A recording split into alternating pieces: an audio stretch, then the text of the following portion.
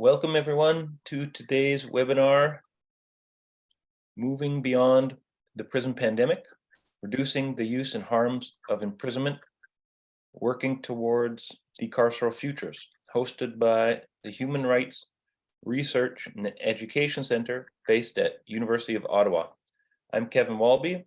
I'm joining you today from Treaty 1 territory, the traditional territory of the Anishinaabe, Cree, Oji-Cree, Dakota, and Dene peoples, and the birthplace and homeland of the Métis Nation. I'm the director of the Center for Access to Information and Justice, University of Winnipeg, and I'm an investigator for the Prison Pandemic Partnership. Bonjour tout le monde, bienvenue à l'événement Aller au-delà de la pandémie carcérale, réduire le recours à l'emprisonnement et ses effets néfastes, travailler pour des futurs décarcéraux. Je m'appelle Justin Piché et je vous rejoins aujourd'hui du territoire non cédé du peuple algonquin, Anishinaabe, en tant que membre du Criminalization and Punishment Education Project basé à l'Université d'Ottawa et à l'Université Carleton. Et je suis aussi ici en tant que co-enquêteur pour le partenariat de la pandémie de prison. March 11th, 2023 will mark 3 years since the COVID-19 pandemic was declared.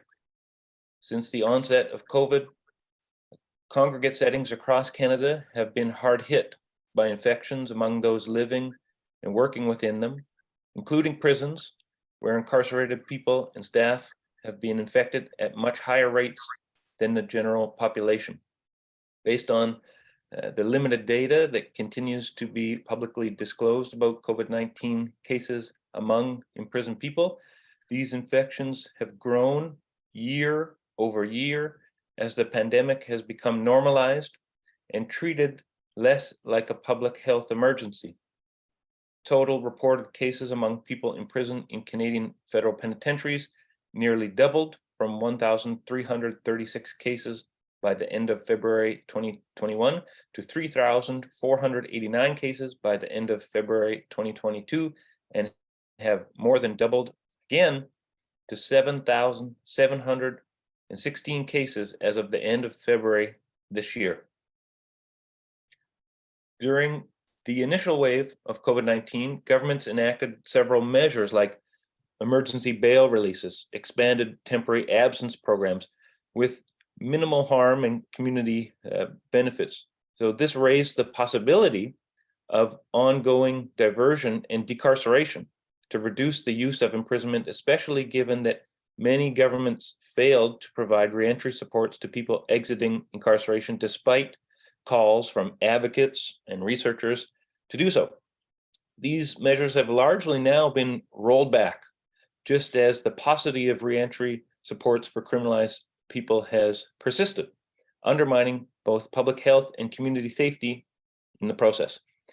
Throughout the pandemic, governments have also introduced a whole lot of repressive measures to deal with COVID-19 in prison, like medical quarantines, isolation regimes resembling segregation, suspension of programs, suspension of visits, putting in place lockdowns when outbreaks occur or are suspected, and so on.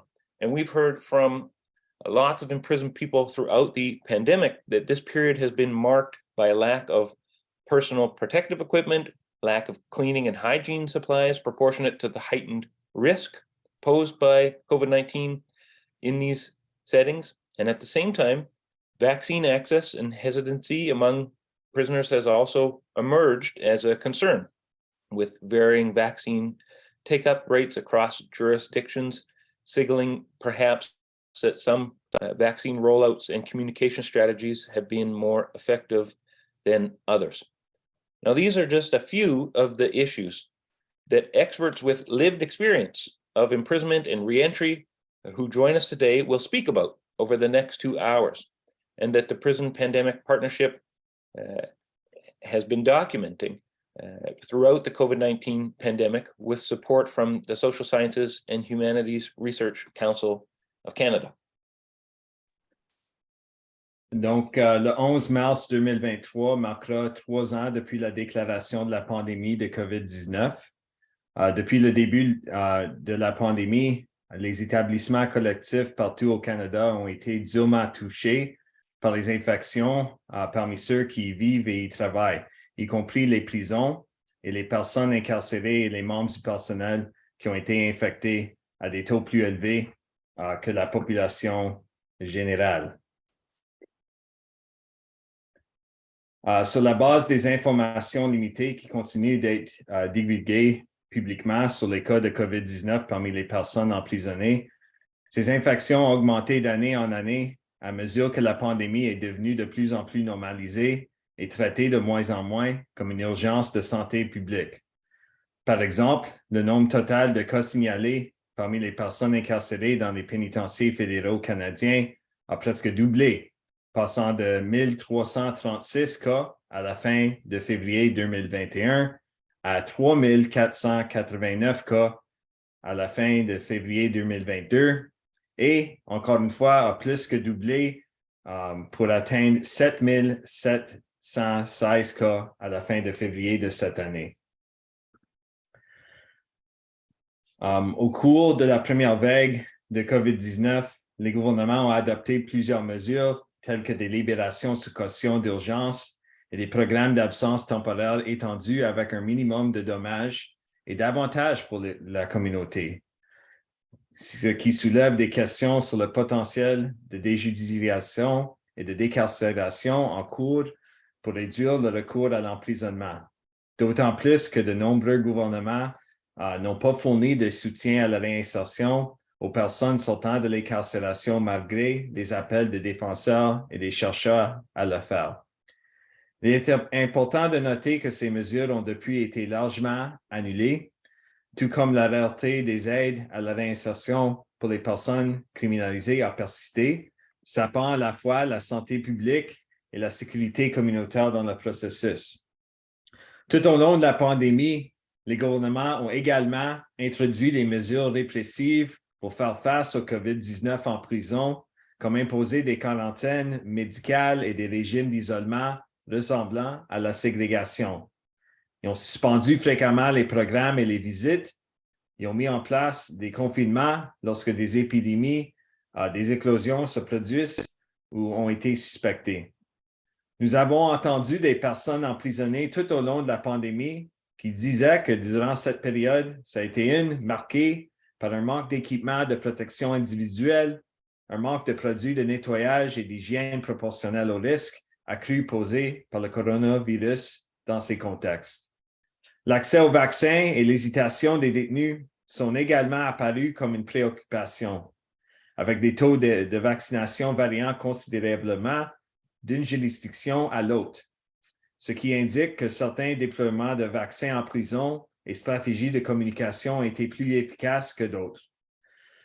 Ce ne sont là que quelques-unes des questions dont les experts ayant une expérience vécue de l'emprisonnement et de la réinsertion qui sont joints à nous aujourd'hui aborderont au cours des 2 prochaines heures et dont le partenariat de la pandémie de prison entre le Centre d'accès à l'information et la justice, le projet de sensibilisation sur la criminalisation et la sanction et l'Association canadienne des libertés civiles ont documenté tout au long de la pandémie de COVID-19 avec le soutien du Conseil de recherche en sciences humaines du Canada. Let's now introduce our speakers from east to west. Thank you all very, very much for being here today.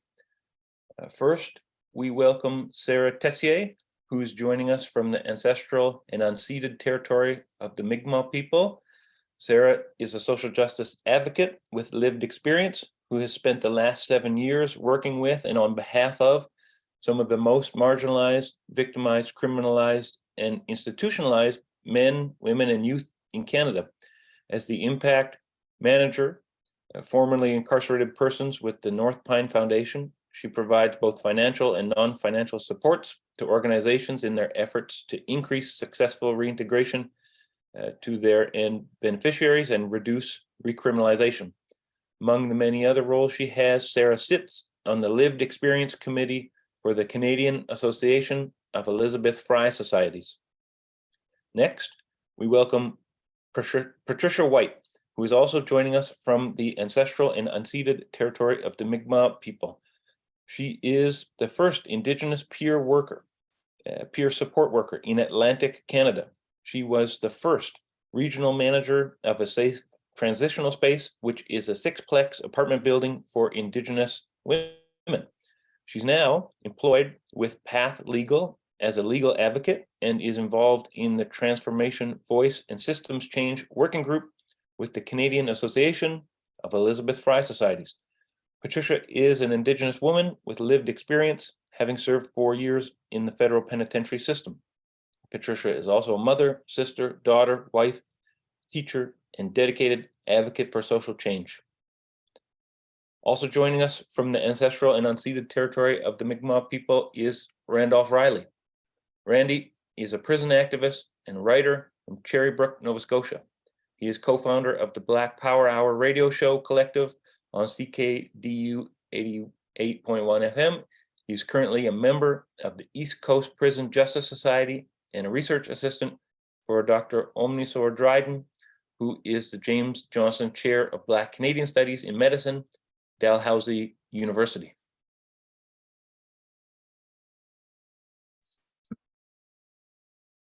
We also have with us Wendy Berto, who is joining us from the traditional and unceded Mohawk territory. Wendy Berto has worked for several organizations involved in supporting folks who are incarcerated and formerly incarcerated across Canada. She's a member of the grassroots organization Joint Effort, a women's prisoner support group. She also helps with the Prison Justice Day Committee to organize public education events and Prison Justice Network. She's now the regional coordinator for Ontario and Quebec at the Canadian Association of Elizabeth Fry Societies. And she's also involved with other organizations such as the Anti-Carceral Group and the Abolition Coalition Group.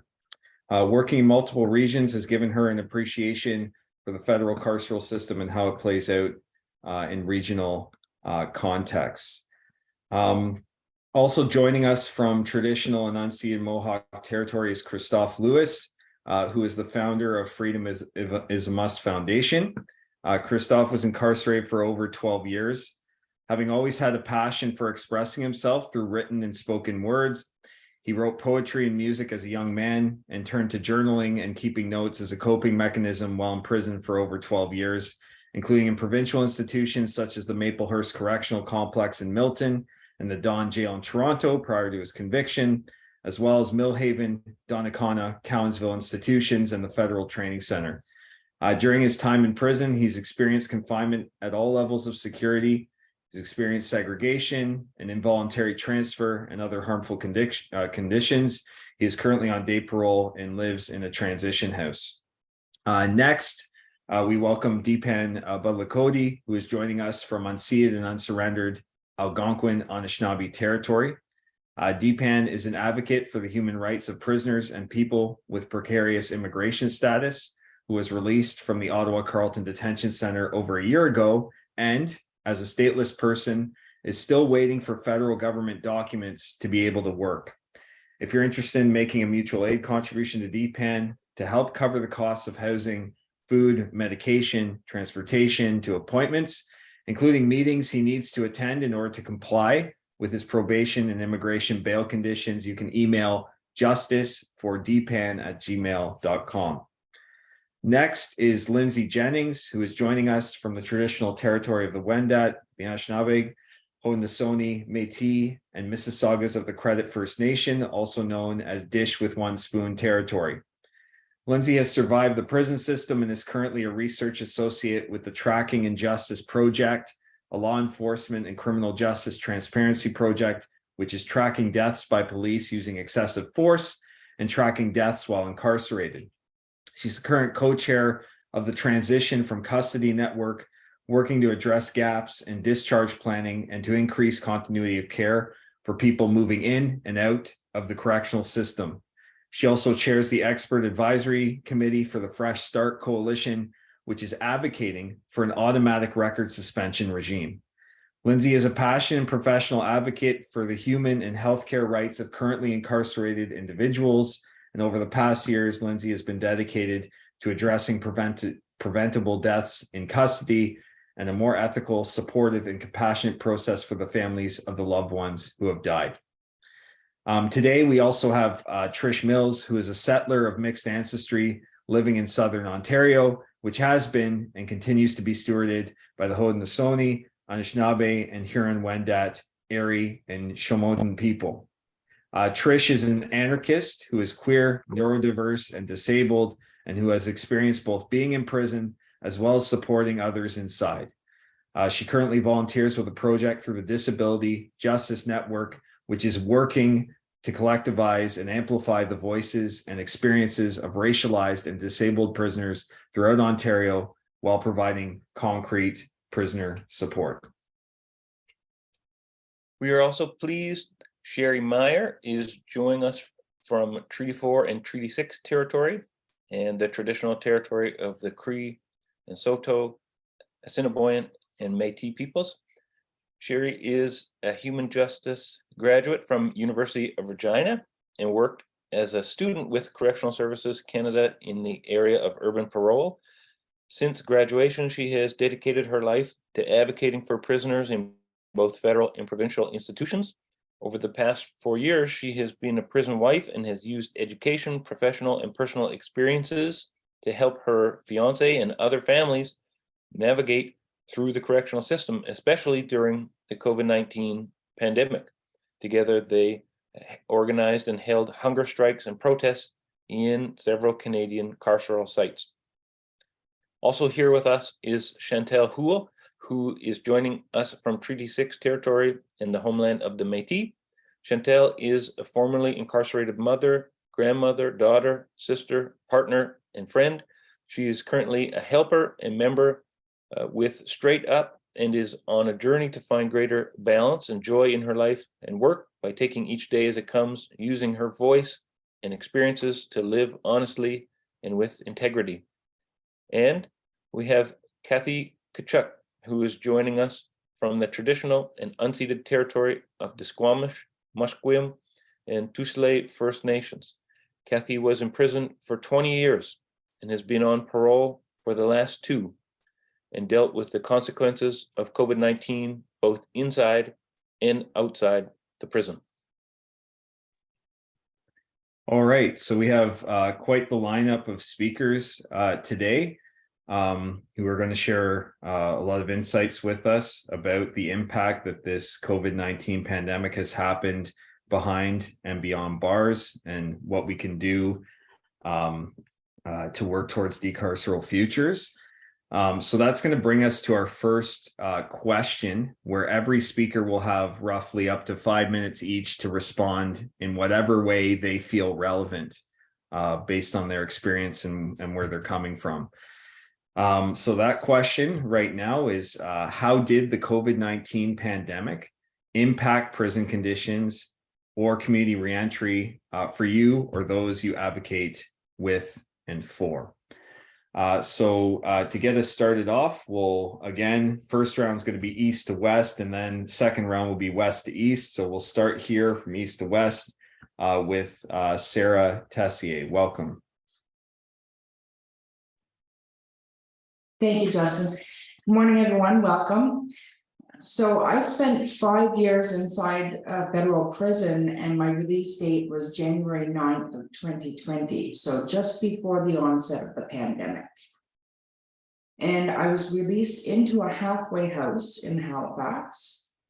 And so I was always, well, as a prisoner inside, I was a peer advocate for the Elizabeth Fry Society. So I took complaints, grievances, anything that the women inside needed, and advocated on their behalf, as well as worked along with Elizabeth Fry and Senator Kim Pate for systemic change.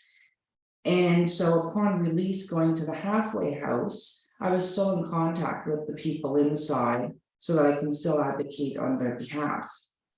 And so when I was released, I was doing a lot of panel discussions. I was working as a volunteer with the Nova Scotia Legal Aid Youth, working with Elizabeth Fry Society as well.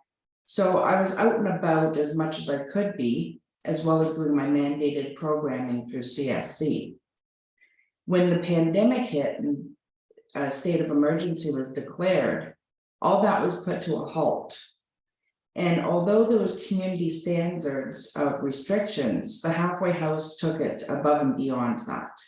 So where other people were allowed to go one person to the grocery store, let's say, we weren't allowed to leave the house at all. We couldn't even go for a walk around the block. So I would constantly be monitoring the conditions in the halfway house and working with Senator Kim Pate to try and address those.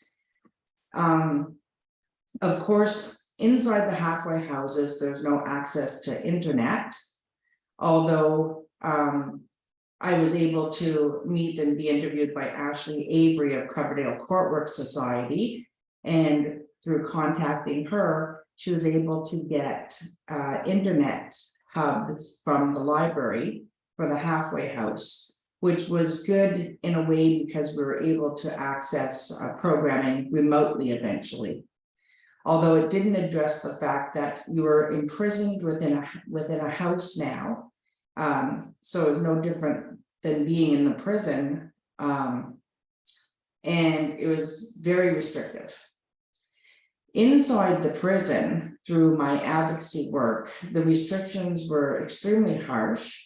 And I was always speaking with the inmate committee chair so I can monitor those conditions and report them. And so protective equipment like masks, gloves, cleaning supplies were not provided to the people incarcerated. So it was only the staff that were wearing masks around. It was only the staff that would wear the gloves. And so not only were they unable to protect themselves from the people that were coming in, the staff, who were the only ones that would be bringing the virus in, they also had no contact with anybody on the outside. Visits were restricted to non-existent. Programming stopped. So that meant it greatly impacted the people who were close to parole or, needing that mandated program in order to get parole. So people were being kept inside longer than their dates for parole and stuff, which really created a backlog as well. So there were so many things, not to mention all the non-essential staff were no longer going into the prisons. So now you had, simple things like food services, hygiene, all these the things that people needed on a daily basis, even medications, things were really restricted. So people weren't getting the mental health services or anything that they truly needed. So now they've exacerbated people's mental health issues and then provided less support or no support for the people who needed it. So it's very detrimental and harmful to people. Which leads me to the work I started doing outside with the JEC project, which I'll get into later on when we're talking about the next question.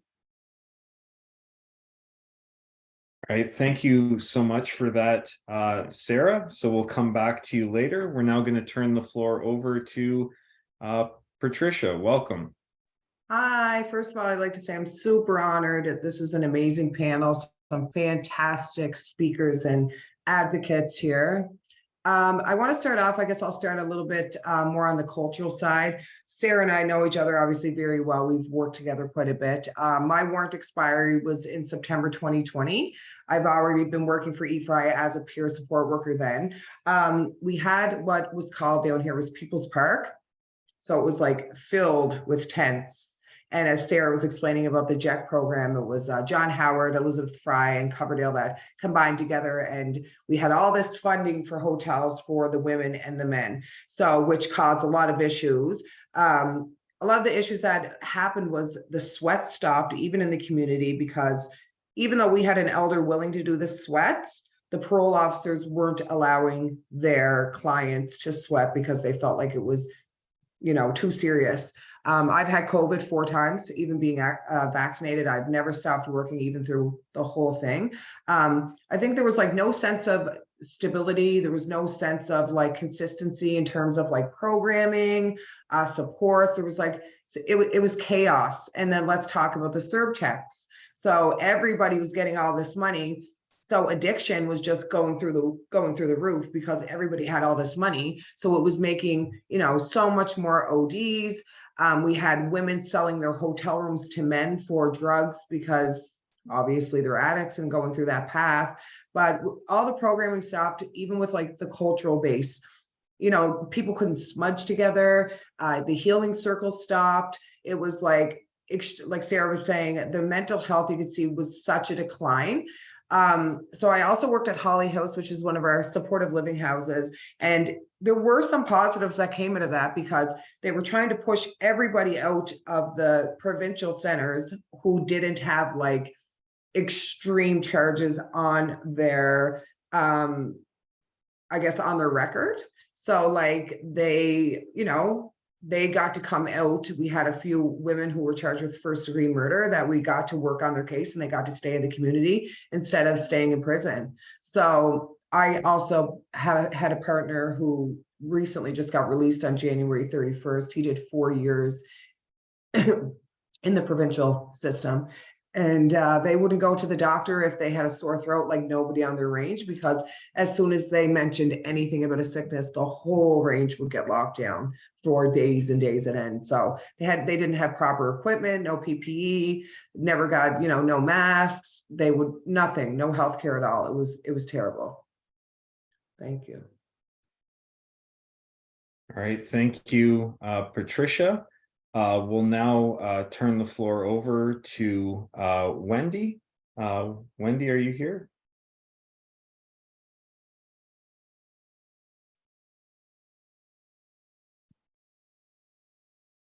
Okay, so we'll come back to Wendy. Let's see if we, Christoph, are you here? Go ahead. I'm here. Hello, everybody. So my name is Christoph Lewis. For those that don't know, I did 12 years incarcerated, as Justin had introduced me and said. I was released in November 2021. I did about 16 months on day parole, and I just recently was granted full parole. So I've been working in the community, doing a bunch of different stuff, working with whatever organizations would hire me, because getting employment is another difficult thing to get when you have a criminal record, especially one like mine. Oh, by the way, I'm serving a life sentence, for those that know what that means. So I'm going to be under surveillance and under CSC watch for the rest of my life, according to the law as it's set right now. So the question being about just what the pandemic had done to us while we're incarcerated. I was released during the pandemic, so I can speak to just how things were while I was there. I can say that all visits were halted. So that meant that not just our family visitors couldn't come and visit us. We weren't able to have visits from even psychologists. Even sometimes parole officers weren't even to come and see us. So that slowed down our reintegration processes on all different levels.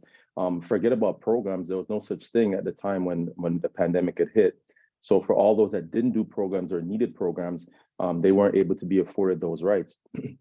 So obviously that's a big hindrance for the process and the way things operate. There was so much that was actually going on. There was a constant random lockdowns. Like, for instance, a staff member would say something simple like, "Oh, I think I was in contact with someone that may have had COVID." They just may have had COVID. They're not saying that a person had COVID. They just said someone that may have had COVID, and then they now wouldn't be able to come into the institution, and anybody that was in contact with them now had to be in quarantine. So, some people would say that the staff members are doing this because they wanted hazard pay, and obviously when there's hazard pay involved, they get paid a lot more. So, a lot of times we just get lockdowns for just ridiculous reasons, you know. And one of the things that we would point out as prisoners, we'd notice that when these so-called staff members would say that they were in contact with someone that possibly had COVID, we would have to do 14 days quarantine. They would come back to work within days, and then we would still be on quarantine. And we'd have to submit to 3 negative PCR tests and swabbing of the nose, and we'd be segregated. We wouldn't have no visits. We wouldn't have anything. So I just would say that it was a difficult thing to navigate on all different levels. And yeah, I wouldn't wish that on my worst enemy. And it still happens to this day. There's still random lockdowns, no matter how the restrictions have eased. There's still a lot of arbitrary lockdowns, I would say.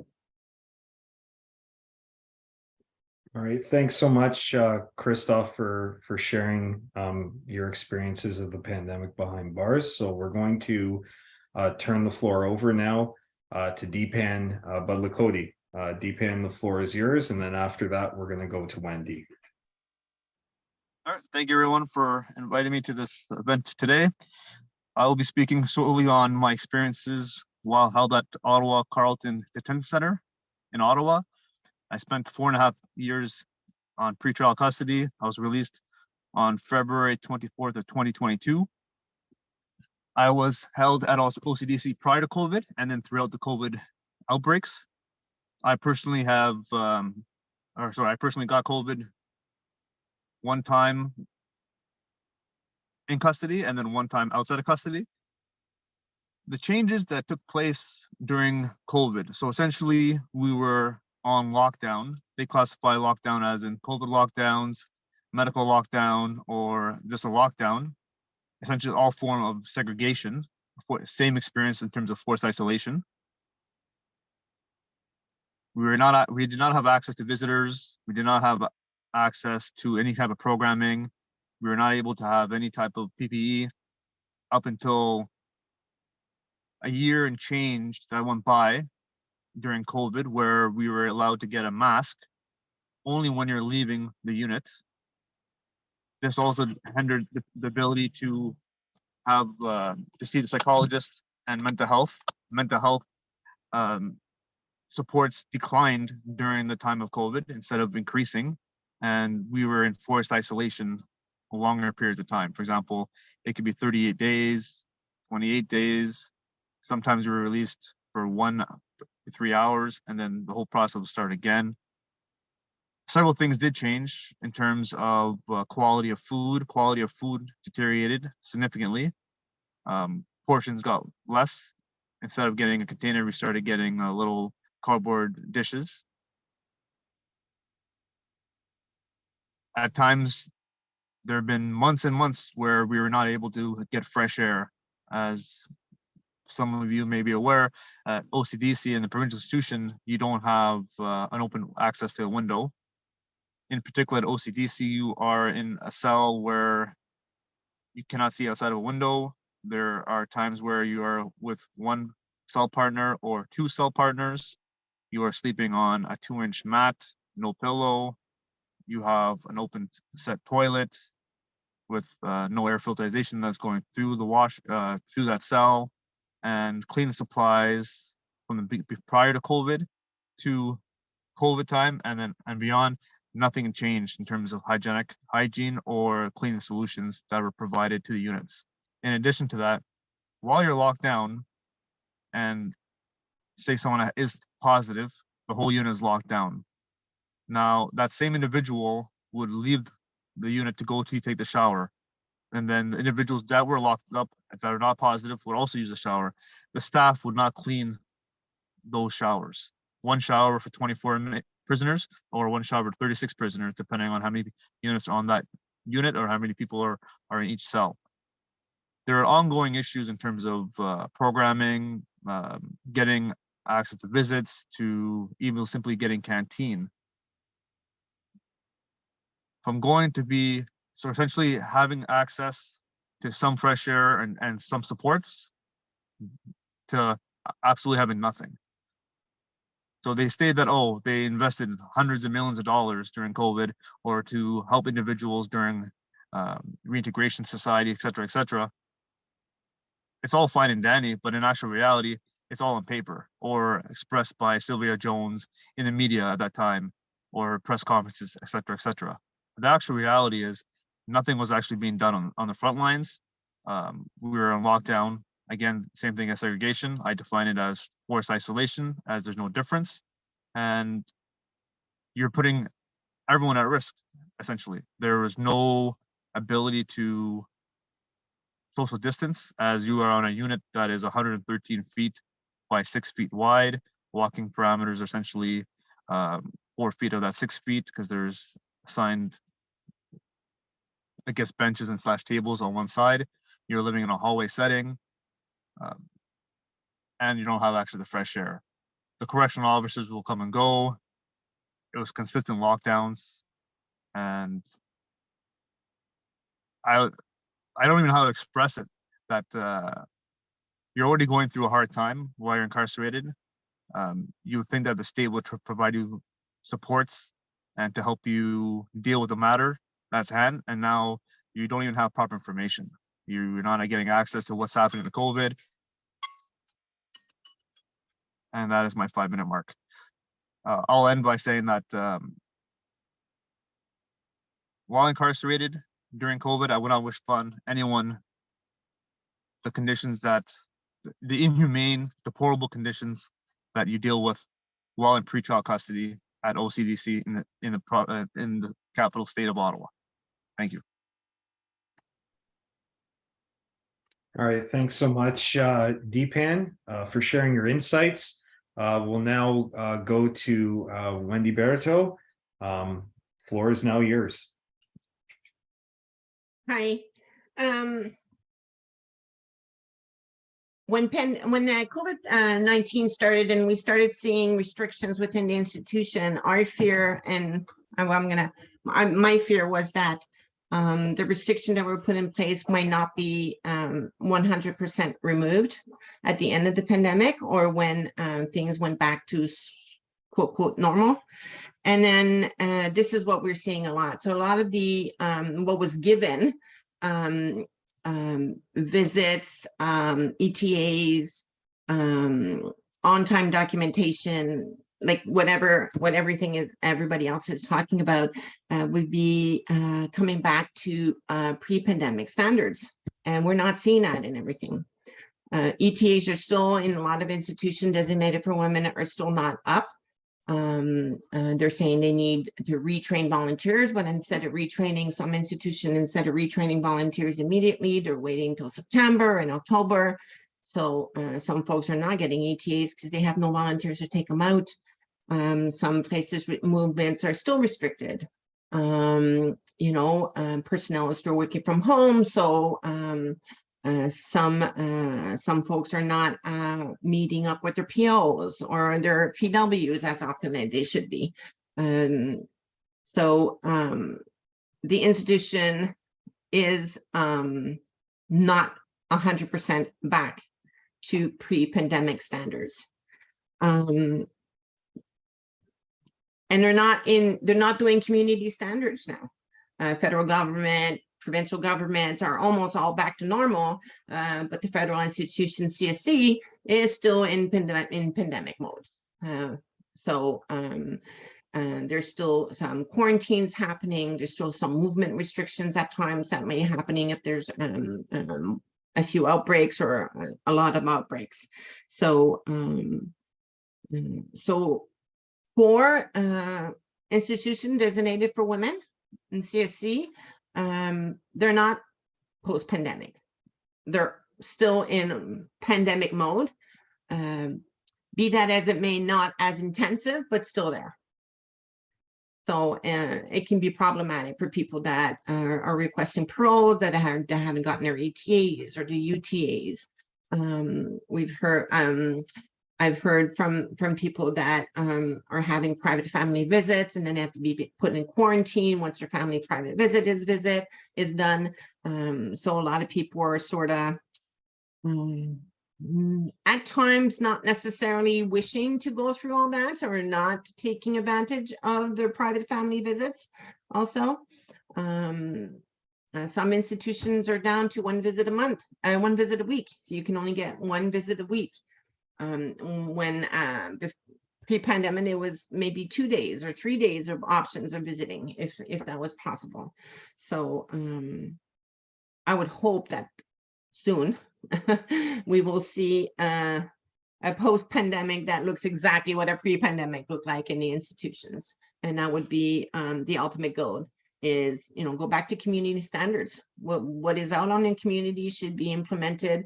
I mean, what in a federal institution, what the federal government is doing right now within their employees and everything going back should be also implemented within the federal system. Thank you, Wendy, and good reminder in terms of just how much has changed and how much has stayed the same behind bars and in the community as far as federal parole goes, despite the fact that the pandemic has been normalized in other industries and sectors. And yet the pandemic continues for those living and working in congregate settings, and in this case, congregate settings of human caging. So we'll now turn the floor over to Lindsay Jennings. Thanks, Justin. I just want to say thank you to the organizers. It's pretty cool, and it's not very rare that you get to share space with so many people with lived experience. So thank you for organizing this. I think for myself, being involved in the Tracking and Justice project, where my contribution to that project is really around deaths in custody. And with everything that everybody was just talking about of the conditions that happened inside during the pandemic, what we saw was a dramatic increase of deaths inside. There's been 2 reports in the past 4 months that have come out. The first report was back in December from the Tracking and Justice Project about deaths in custody in our Ontario provincial jails. And since 2010, when they compared deaths in 2021 compared to 2010, there was a 173% increase. 173% increase of deaths inside of our provincial jail during our pandemic times. And some people would think and just say, oh, well, they probably got COVID. No, there was maybe 2 or 3 folks that actually died, so-called being identified that COVID was a contributing factor to their death. But most recently, a new report came out that was led by the Chief Coroner of Ontario, who wanted to bring to light some issues within the provincial correctional system that contributed to this alarming increase in deaths. And so that report came out the end of January or February, I believe. And I just do want to give you some numbers, and numbers don't necessarily mean anything to me. It seems to mean a lot of things to funders and to government and stuff like that. And that's kind of why I got into research, is that I wanted to change the way that we were using research in order to push for social change and to really challenge some of the policies and the processes within the correctional system. But it's really important that we understand like the demographics of how people have died and the environment within our provincial correctional system. So 74 people between 2014 and 2021 died from drug toxicity. So they overdosed inside. We had 45 people die from suicide. 12 were undetermined, 3 were so-called accidents. And one of the most alarming was that we had 52% of deaths, 52 people, which was 28% of deaths between 2014 and 2021 that were natural causes, right? That's a large portion of people inside that are dying from so-called natural causes. You know, these are young folks between 25 and 40. We shouldn't have young folks dying like that at that rate inside of our provincial jails. And so when you're asking me this question about what did the pandemic do to people, it killed people inside. COVID didn't. The conditions that people were in, people's mental health deteriorated. That's why we saw suicides increase. We have lockdowns being directly associated to increase of deaths and the deterioration of people's mental health.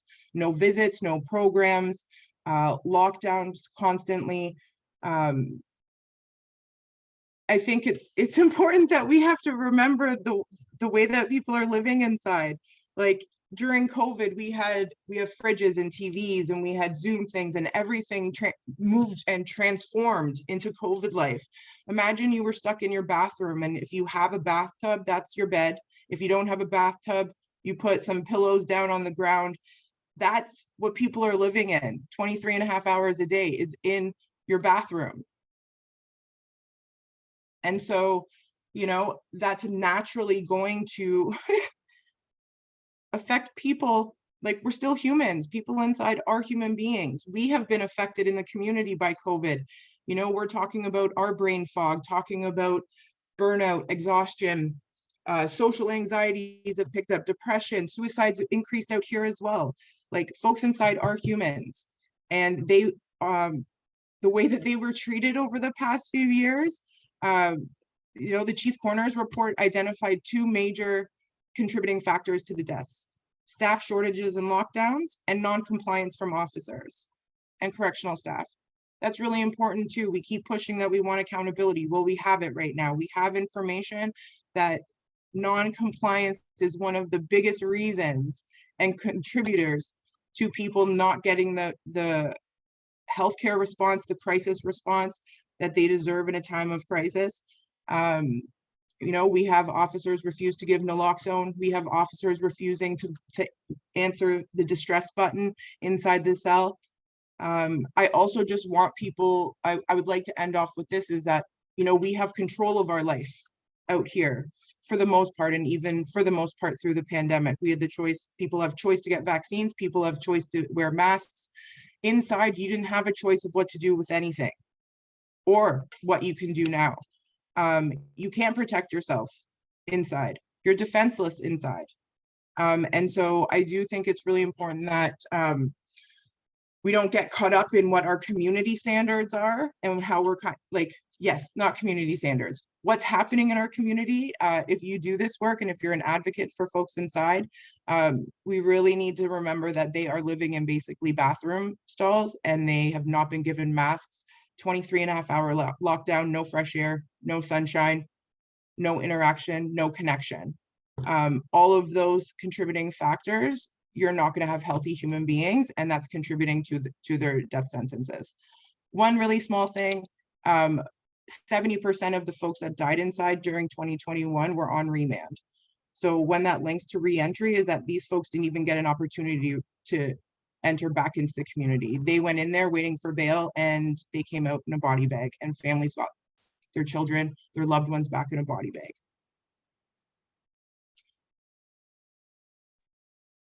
Thank you. Thank you for sharing your insights, Lindsay. And, almost 3 years ago, in the spring, a number of groups across the country had organized a caravan, remarking that this pandemic would lead to more deaths by incarceration, that effectively we would have a death penalty by another name. And a number of folks thought that was just over the top language. We've just seen how much during this pandemic prison has killed. So we'll move to our next speaker, Trish Mills. Floor is yours. Thank you. So I'll be speaking a little bit from personal experience as well as sort of advocacy experience, but I'll start with my own story, which is that I was arrested during the COVID pandemic somewhat early on. And over the course of sort of a very full day-long contested hearing, ended up being released on an incredibly strict house arrest, which included no absence even from my house for like medical or personal reasons, including like groceries or anything. The only reason that I was like given that release was because of COVID, which is not a credit, but just pointing out. And yeah, so I have been inside, I've been sentenced to prison. So I was actually very grateful that I was in my house, but also that house arrest lasted for a total of 18 months. And sort of to be clear, 18 months of not being allowed to like leave your home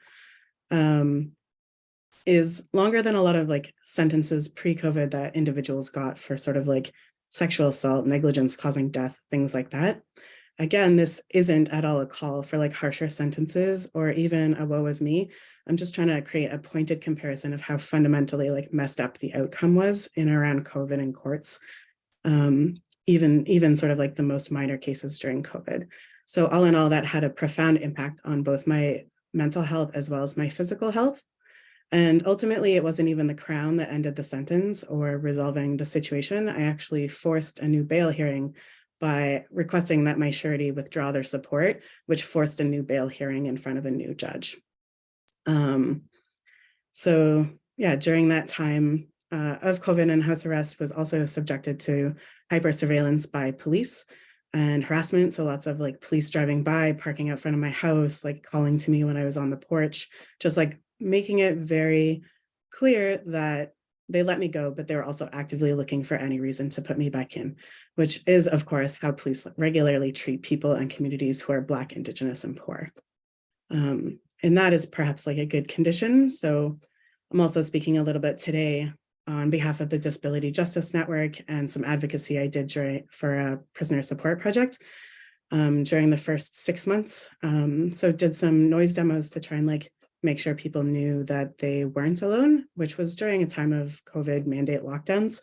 And then later on, ended up hearing a lot from prisoners through the DJ No project, through support lines and sort of providing concrete support to prisoners who are racialized and disabled. I would say my takeaway or biggest takeaway from that is like, just as other people pointed out, that COVID-19 impacted prisoners in many ways that folks have named. If you didn't get sick or die, you faced court delays, you faced extended lockdowns, segregation, the cancellation of visits in yard, which overall we got like the sense that there was a lot of frustration. And I would also say, though, that after speaking with folks, that one of the biggest harms with COVID-19 on prisoners was the increased fear and isolation. So just sort of like using this as a prompt for people watching today or in the future to remember back to where you were and how you felt in March 2020 with media stations broadcasting images of overwhelmed hospitals, overworked hospital staff speaking about having to make choices on who lives or dies, emergency army triage tents in parking lots, body bags, grave diggings, recordings of people collapsing in the street. You know, this was a time of like wiping down your groceries with Lysol and trying to like maintain some semblance of control and sanity over the situation. But if you remember that palpable fear, tension, and panic that you felt and experienced at the grocery stores and throughout all of this, imagine experiencing that locked in a small, overcrowded cage with terrible air quality, having no control over the people coming in and out of your life or range, whether they're bringing in this dangerous disease intentionally or unintentionally, not being given access to any masks or cleaning supplies, and not even knowing if you'd receive medical care or appropriate medical care if you did get sick.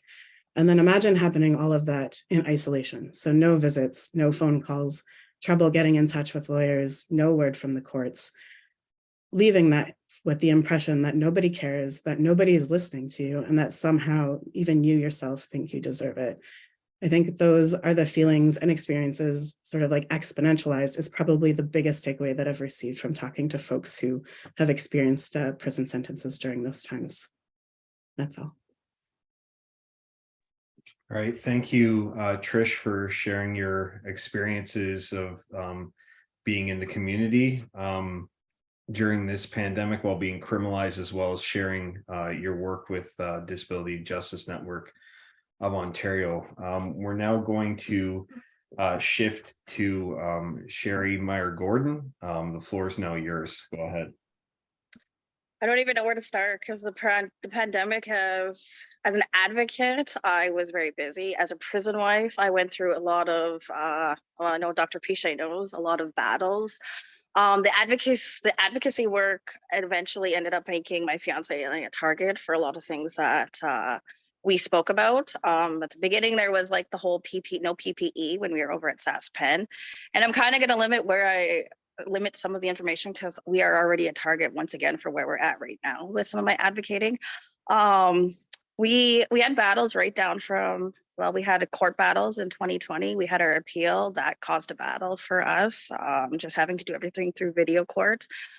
Visits were the biggest battle for us, and something that, well, we battled for almost like, well, we were being together almost 4 years, probably for a good 2.5 years.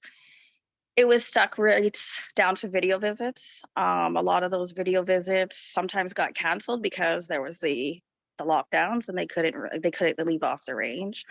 Once we ended up going to Alberta prison, I will note we've been together 4 years and we've been to 4 institutions in 4 years. We're finally on the 4th one.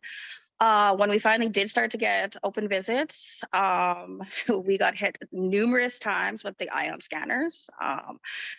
Those became a big battle for us because it prevented us from actually having contact. So every time we did, I think it was around last year when Edmonton Max started to open up their visits, we constantly hit on the ion scanners. So where most people were able to have no issues getting into and touching their loved ones, it took us over a year to actually do that. It was always the last visit that we had, we ended up hitting again. So we were constantly put on these three booth visits. And we believe that a lot of that had to do with the advocating that I did and that he did.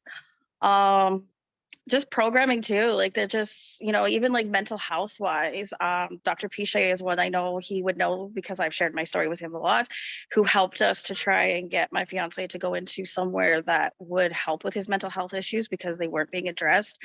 Took over a year to actually finally get my fiance to a place where he could have those issues addressed. And in regular institutions, now that he's in a psych center, he is getting that help.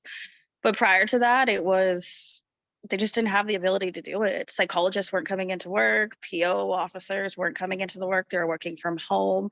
On an advocate level, I know in some institutions like Edmonton Max, POs just weren't working at all. So you were seeing a lot of inmates that were, I guess, stuck in a max setting for 7 to 8 years. I hope that we never see an issue like this again, because as a lifer wife, being a wife to a lifer it's hard when you have to go through these things. Mental health wise and all the lockdowns, they cause a lot of grief. I've literally sat on the phone when my fiance has decided to slash up on the phone. I've had guards, literally I could hear the guards in the background telling him to drop the blade and he's threatening to slash his throat, and then the phone's just getting shut right off. I think I can handle that in a better way than most people could because of the advocating that I do, but I've seen more things in the 3 years of the pandemic that I don't think I would ever want to see, and I would never wish them on anybody, not even like nobody at all. It's been stressful to not be able to even sometimes have your loved one call because they've been on like a 20-day lockdown, and sometimes they're only out for, well, I remember at SAS Penn there was a time they were only out for a half hour. And it came down to the point where my fiance would say, it comes to the point where, do I call home to my wife or do I go have a shower? So sometimes, him and other guys were taking bird baths in their sinks in their cells. It becomes really a hard thing. And when you're so used to having visits on a regular basis, yes, at the beginning of COVID, we had visits constantly 2 times a week when we were in the Max institution. When we went down to medium, we were at 1 hour, 1 a week on video visits, to going down to nothing. Inmates I find are they like a sense of a pattern and a routine, and it affects a lot of what was going on, and it definitely affected his mental health in many senses. And even advocating, I've advocated on the provincial level with people like the late Corey Cardinal. Even on the provincial level, there was a lot of problems that were inside there. The living conditions in some units, they didn't have cells, so they lived in dorms, and the conditions were they were horrible. Guards weren't wearing masks either. They weren't giving inmates masks. They weren't keeping conditions clean. Women at the Pine Grove Institution, when I advocated for them, the same thing. They weren't getting any kind of cleaner to clean anything with, and it did. I see so many people that have suffered from severe mental health issues worse with COVID than prior to COVID. And my fiance is one of those, you know, it is sad because he used to be a really happy person. And now, you know, me advocating has made us a huge target within the prison system, right down from every institution we went to, that he really worries about standing up and doing things like advocating for himself. And sometimes I've had to zip my lip since COVID, just to make sure that things don't get worse for him or for us, or even for other people, because some people have told me sometimes advocating since COVID has really put a target on a lot of people. And I find it very unfortunate. But I really do hope that they do kind of have better means of mental health and they improve them now that people are starting to realize what the damages are from the pandemic. All right, thank you, Sherry, for sharing your experience and for the work that you have been doing for folks where you're from. It's been really, really important work, and everyone here, thank you for your advocacy. So next we'll go to Chantel Houle. The floor is now yours. Good morning, everybody. So I was granted day parole on March 11th, 2020. And that evening, world pandemic hit and everything was locked down. So I remember being in the institution at Edmonton Institute for Women. Volunteers had come in from the outside, and that was the last I had ever seen from volunteers again. We were immediately locked down to our units. I seen a lot of mental health deterioration because nobody had movement. It was obviously modified movement. We were given an hour out each day to use the phone and to go for a walk outside. But I was just awaiting transportation, and I was released April 8th, 2020 back into the community. For myself, they couldn't find transportations because there was no buses running. There were no flights going out. So 2 chaplains from Edmonton Institute for Women actually drove me from Edmonton to Saskatoon. I listened to some of the stories from East Coast to coming West, and my stories weren't that harsh. We still had movement. We were still allowed out. We still had access to programming, and we still had access to psychology. So I stayed in the halfway house for 5 months, and then I was released on stat release. So I obviously got my own place. I've served 2 federal sentences before this one, so this was my 3rd one. And for me, I suffer from PTSD, anxiety, social anxiety disorder because of the traumas that I went through before this federal sentence. So I was talking to Sherry yesterday. I said, I think I have a different perspective on this because it helped me to reintegrate into society. Not saying that it's a good thing, but for me, it was a good thing because it was slow moving and at my own pace. I work at straight up 10,000 Little Steps to Healing. It's the only gang exit program of its kind in Saskatchewan. So some of the things that we've faced working with our members and our peeps on the inside is deterioration of mental health, obviously, being put into quarantine, only being allowed out for half an hour each day. It's either you take that shower or you make that phone call, or somebody's taking a shower and their cellmate's making the phone call for them. Violence has increased in the institutions because of the pandemic and the lockdown. People are fighting over the craziest stuff. And I think to what Sherry said, and I want to piggyback on that, is no cleaning supplies were provided for us on the inside. The guards were provided everything they needed, from masks to gloves to wipes to cleaning supplies, and there were tape lines put out and we weren't allowed to cross them because we were going to give them COVID.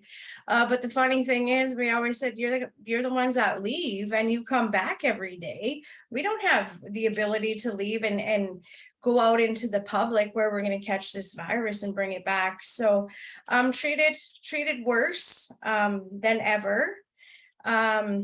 just a lot of mental health deteriorations though, and increase in violence. And what did they take away? They took away the culture from us. They took away mental health supports on the inside. They took away all the volunteers and supports that would come in and spend their time with you so that you could move forward in a better way. So now you're stuck with your housemates or locked in your cell and self-confined, and yeah, the conditions got worse. I remember they tried to get us stuff that would keep us occupied and keep our minds busy, but you can only be around the same people for so long, and insanity sets in. So I guess my story is just a little bit different because it was more supportive for me, not being able to go to all of these places. And I still had access to stuff here in Saskatoon. So thank you. Thank you, Chantal. And I think it's an important reminder too to point that there are a lot of common experiences throughout the pandemic, but there's unevenness as well. So do thank you for your remarks. So now we'll turn the floor over to Kathy Tkachuk. Floor is yours. Hi, everybody. Thank you for having me today. Oh my gosh, there's so many things that were so similar for me as well. Okay, so just to quickly go with what happened on the inside there is we didn't have in FBI, we didn't have work, we didn't have programs, we didn't have visitors, and we were locked up every day except for an hour a day. Now that's with the same 8 people in the same house, in the same setting every single day. And the cleaning supplies was also an issue. You know, when the pandemic wasn't there, we would get up, we'd go to work, we'd do our thing. We weren't there all day. Most of us anyway. And so the same amount of cleaning supplies and the same amount of even toilet paper and things like that just doesn't cut it when everybody's at home. So we don't have extra things during this pandemic. However, the guards would come in and do a cleaning supply check to make sure there was 2 bottles here, 2 bottles there, but the bottles weren't increased. They just had to be in different places, which I found, if just amusing and super sad all at the same time. Christoph, you reminded me, I had to be taken out for an acute health experience. And when I came back, I was quarantined for 14 days. The staff who brought me back was doing rounds the next day, you know? And so my 14 days, why? When the person who was out exactly the same amount of time that I was back at work the next day. Upon reintegration, which was super challenging because also ETAs were gone, escorted temporary absences. So there was no reintegration. It was just boom, boom. I did 22 years. I came in 99 and got out in 2021. And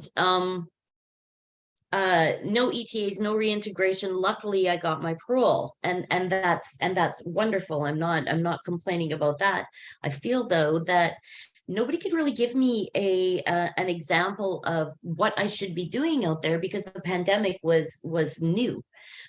What are the halfway house choices? What happens if somebody there gets sick? Which by the way, I got COVID 3 times. And I was locked in my room. I could not come out except to use the washroom. I couldn't do my laundry. I couldn't associate with anybody. And luckily I was out. So I still had my computer. I still had my, phone, things of this nature, but I had to depend on the halfway house staff to bring me food. And, the halfway house is a busy place. I spent a lot of money on Uber Eats. Now, if I hadn't had the support of my family to help me out with that, I don't know what people would do. My family also, they live in Medicine Hat, so they were helping me financially. Emotionally, it was very difficult though. I felt like when you're alone out here and you're in your room and you have no access to even water except to go to the bathroom. And I don't know about you, but I don't like filling up my water in the bathroom. It's a thing with me. So I felt like I didn't have access to water. the staff. We would have to depend on the staff and ask the staff. And they would leave the item outside the door, like your medications in the morning would be left outside the door in a little cup, or your tea that you had asked for, or whatever it is that you needed while you were stuck for 6 days inside your room, inside my room. And I guess my subconscious is trying to distance me personally from that, because it was pretty traumatic. I just got out from doing 22 years, and here I was stuck in a room, and I found that pretty disconcerting. I just thank you so much for having us here, because I have so many things that I could bring up. But one last thing that happened in there that was super difficult for me was I lived in a program unit, was taking a pretty intense program, and the staff showed up and said, grab your stuff, you're moving to house 10. We need this area because these are the only rooms that lock from the outside. And this is going to be used as a COVID unit. And I'm like, what do you about locking people in from the outside in a small unit in a cement building and displacing everybody that lived in that building, all of us together, to a different house? Same thing happened when we were in minimum. The minimum unit is quite a ways away from the medium compound in Abbotsford. So staff showed up one day and said, you have 15 minutes, grab an overnight bag, you're going back to medium. Operational difficulties. So that meant that everything that you had and everything, all the people and stability and routine that you had built inside was gone. And we were scattered all over the medium compound as a bunch of us who had earned our minimum security status. So COVID has been challenging on so many levels, and people bring up mental health. And I'm sorry, I'm looking at my timer. People bring up mental health and issues. And I had mental health issues before I went to prison. I had mental health issues in prison, and they were exacerbated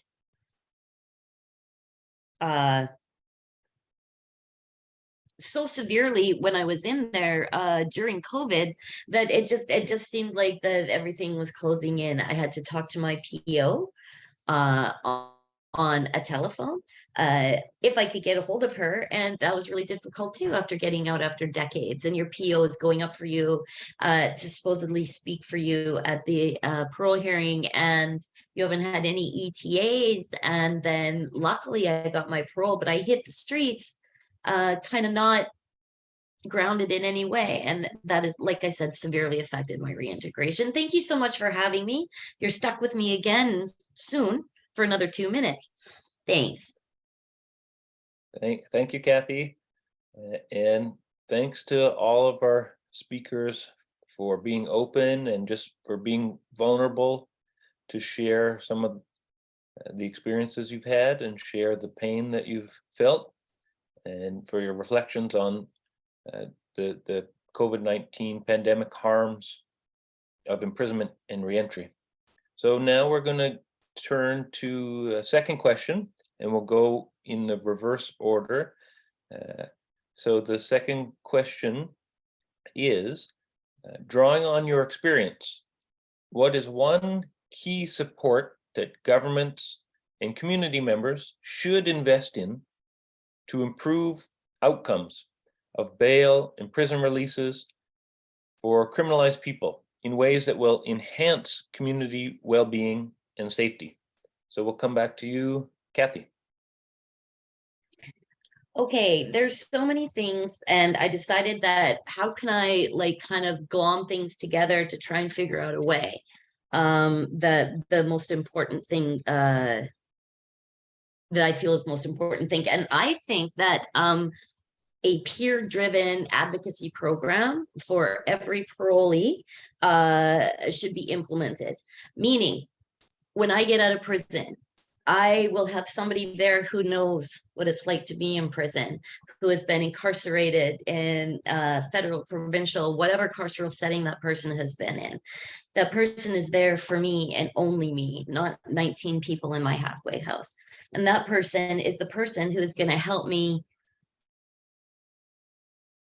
get stable, literally. And I'm talking about things like that seem so small to other people. My IDs, the bank, the how to take train, introduce people to the community, set up with finances, go like not give money, but take people to the bank, take people to whatever office they need to go to for financial support.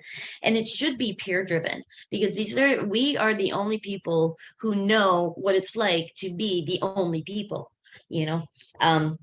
I think that you could develop a rapport and a trust a lot more with somebody who knows where you are, knows what might be hard for you, who knows what is going on in your life and how incredibly trying coming onto the street is. So it would also create employment for the peers who are doing the advocacy.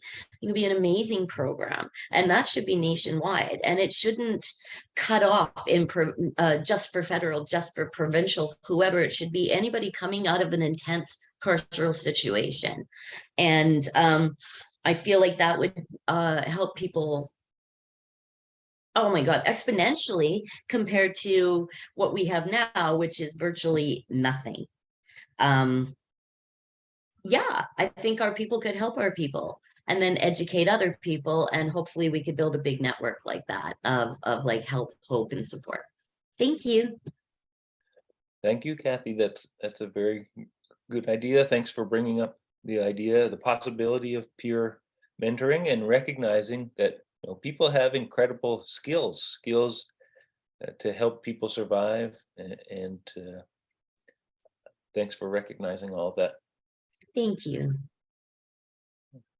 Okay, so continuing on with this question, we'll go back to Chantel. So Kathy just stole everything I needed to say. No, I'm just kidding, Kathy. I love you so much. So for myself, everything Kathy spoke to, we actually do this out of the organization that I work in. We have an office in Saskpen. We go into all the correctional centers within Saskatchewan, and we have lived experience voices and people that have been through the systems, not pushing others, not pulling them, but walking beside them and leading the way with them. One thing that we might want to work on is having more spots available for these people to get released to get bail to. We need bail workers in the institutions, building relationships in a healthy way with lived experience people. I always say that there's nothing without us. There's nothing without us, right? Somebody from a textbook can't speak to my life because they have no idea what I've been through, right? So developing positive relationships, and the prisons, if they were willing to have lived experience voices in there, working on the bail plans with the people residing there, right? Because like Kathy said, she nailed it. Who better to help somebody coming out of it than somebody who's been through it, with the ID, with the anxieties, with the fears, with the unknowns, right? So holding their hand and walking beside them and just leading the way in a positive way. Because it was people with lived experience that helped me reintegrate every time. I'm a slow learner. It took me a few times to get it, but here I am. I got it. And now I'm leading the way for others. So just making those plans, having those places for people to be released to. Thank you so much, Chantel, and thank you for all the work that you're doing. So we'll go back on this question now to Sherry.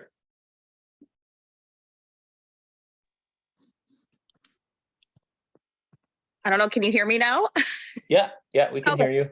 I just think that there just needs to be more programs in general. I look back into like the programs that my fiance was taking, and as a lifer, it's a lot harder for him to take some of the programs. But as an advocate, I've seen other people that had told me, especially in the federal system, they would start a program and they would cut it halfway through. And we've seen a lot of this with COVID, especially where programs were cut back. I almost can't believe that I'm going to give some praise to Edmonton Max right now, but I was actually talking with my fiance this morning and we were talking about programs, and he did remind me of how there was a program at Edmonton that with COVID, a lot of subculture had increased. So there were a lot of more people suffering from addictions, and they actually did use a televised program at Edmonton Max for some substance abuse programs where they address the issue by keeping the guys in their cell and using some sort of TV devices for the guys that had them to participate in those. And I think doing things like that, just allowing more program inside, will help guys get bail, because a lot of times people come up for bail and the reason they can't get it or they can't get parole is because they have issues such as addictions, and it's hard to deal with those. You know, I worry about if we get an appeal here and we win an appeal with my fiance, you know, what kind of hurdles are they going to put on him with that? I am grateful though that, you know, we're at an institution now where he is getting extreme amounts of program, and even during COVID lockdowns. The Regional Psych Center is actually one place that we didn't see a lot of lockdowns over during COVID. I think we've been there now 8 months, and I think we've seen one, and it only lasted for a couple days. But they're really heavily on programming and, you know, trying to set these guys up to do a little bit to get what they need so they can be released and integrated into the community. But like I say, as an advocate, I've seen the struggles that some people do face. And one of them seems to really be just not being able to get them the right programs or not having enough spots in a program. And if you are somebody who's doing a longer sentence, you don't get your programming until near the end of your sentence. And that becomes a challenge because then they're scrambling around trying to get you into that program. And I think there just needs to be more funding for a lot of the programs for people that are incarcerated. Thank you, Sherry. Thank you for all of those points. Next, we're going to go back to Trish. Great, thank you.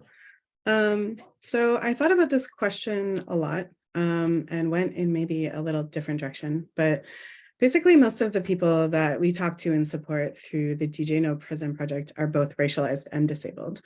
There are people who've been failed by many systems for most of their lives, and whose criminalization is sometimes less about what they've done and more about the implicitly racist and ableist systems and forces that make up our society. So the reality is that one singular support or program just like isn't likely to improve the bail or release outcome of someone like that who's facing such disproportional systemic forces. What it would take is like the dismantling of the supremacist systems that put and keep them there in the first place. So what then I asked of this question that asks me for just one thing, my answer is like, as individuals, as academics, community, and professionals, my proposal for what to invest more in for the well-being and safety of our communities, which includes prisoners and those who are criminalized, is abolition. So prison abolition needs more of our time, more of our dreams, more of our trust, and more of our intentions. And I say abolition to mean nothing short of the complete decarceration of all prisoners, also to mean building care and community-centered approaches to accountability and justice, not the lack thereof. And I say it also to mean actively creating supports and programs that intentionally support abolition as the ultimate long-term goal. So no more stopgaps that also support or expand the prison industrial complex or the surveillance state. Nothing that can inadvertently be used to justify putting more people in cages any longer. We know that prisons don't work. We know they don't prevent or reduce crime because they don't address the roots of it. They don't contribute to community safety because our carceral systems breed more violence.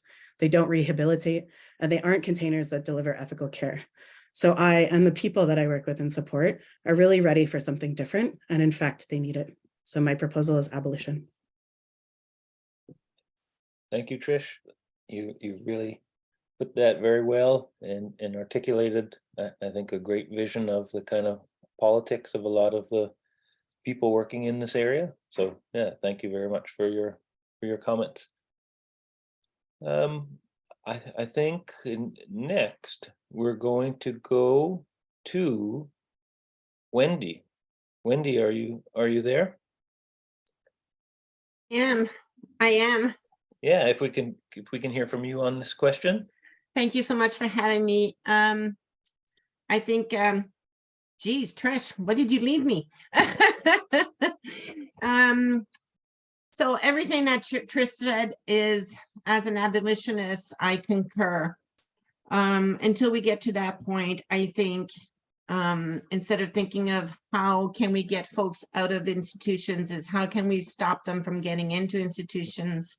So we're talking about decriminalization of sex workers, decriminalization of drug use, minimum sentencing, bail hearings, criminalization of minority groups, of gender diverse people. We're talking people of First Nations, we're talking Black, queer, transgender, women. Yeah, so it's a starting point is having fewer and fewer people that are sentenced to jail time. And then moving in the direction of abolition, of not having jails, not having people put into cages.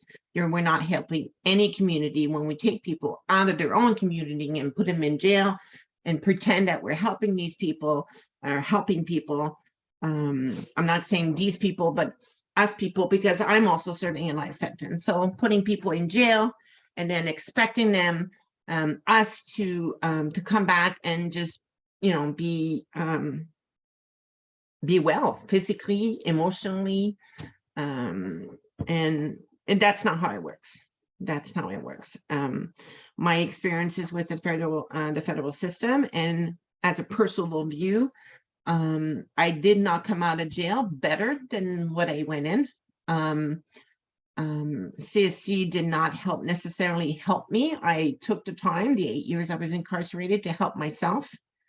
If I would have had the services necessary pre-incarceration, it would have made a big difference, but the tools were not there to help me with my issues, which were addiction, mental health issues.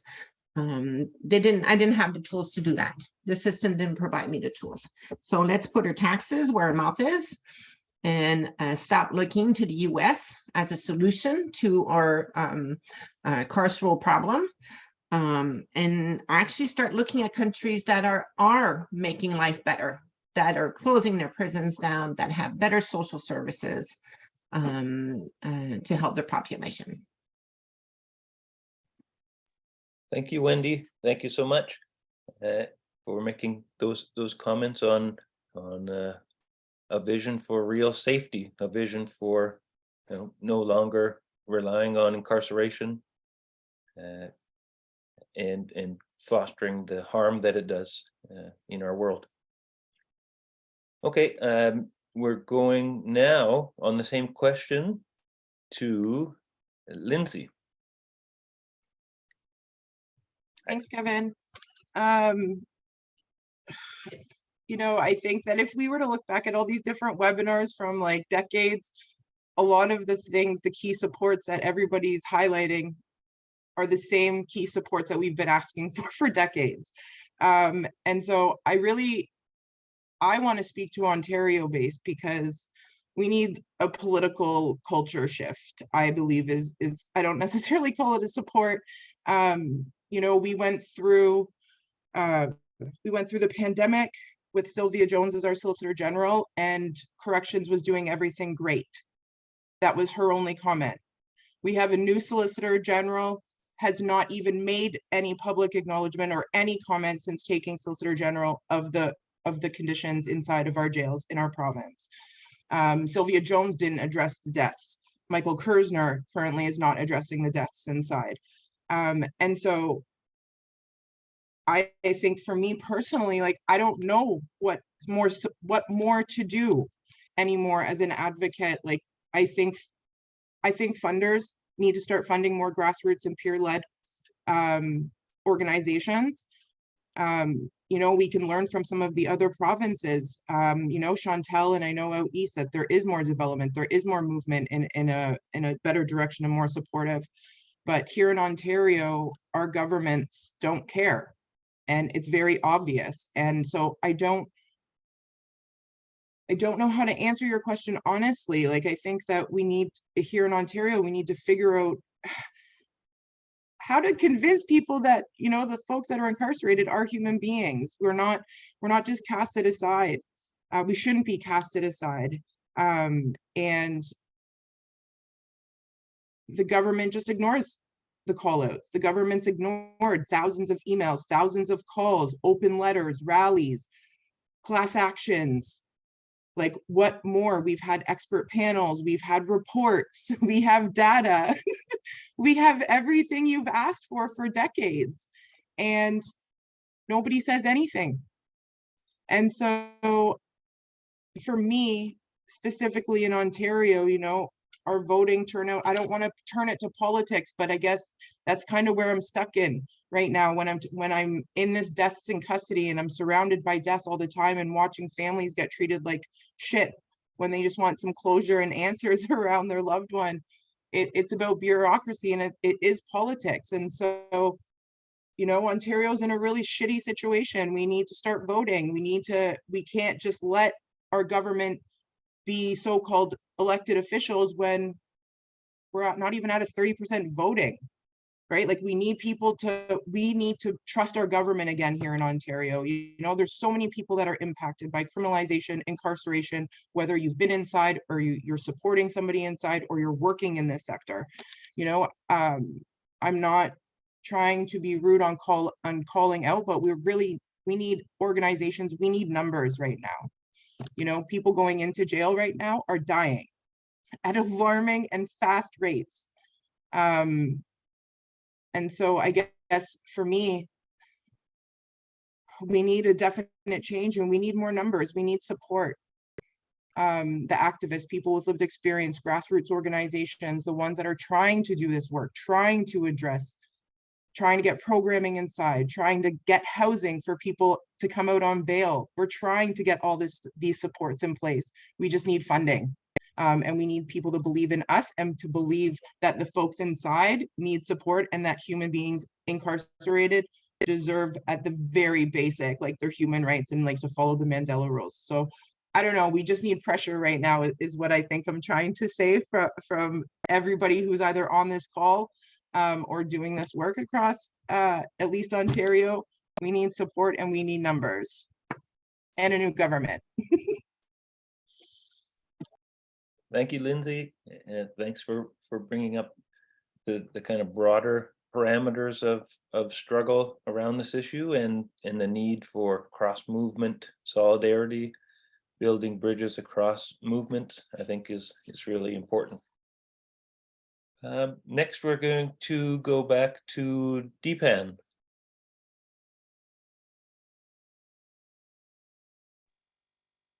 Okay, so I would actually agree with Lindsay on all her points. There's nothing really much for me to say because she pretty much covered everything. In the interim, I would say that bail should be looked at as it's looked at in different provinces, where Ontario here, it's extremely hard to get bail. And you could be found not guilty and it's done more time if you go to trial or go through the whole process than actually being released in society. So what I'm getting at essentially is that these provisions that they have in place, in particularly in Ontario, where on one hand the charter states that you're innocent until proven guilty, however you're denied on various reasons. I think that there should be an overhaul on bail, and everyone should be granted bail instead of doing time in a detention center that's essentially violating your constitutional rights at multiple levels, as well as not abiding by international obligations, Mandela rules. I believe that bail itself should be looked at, in particular in Ontario, where individuals are being released on whatever conditions that may be, but being released and not being held in an institution solely on the basis that the process is flawed, the system is broken, and you're not helping anyone by essentially detaining an individual for a long period of time. You affect their mental health, you affect their bodily functions in terms of eating properly, you affect their ability to stay with contact with family, employment, things of this nature.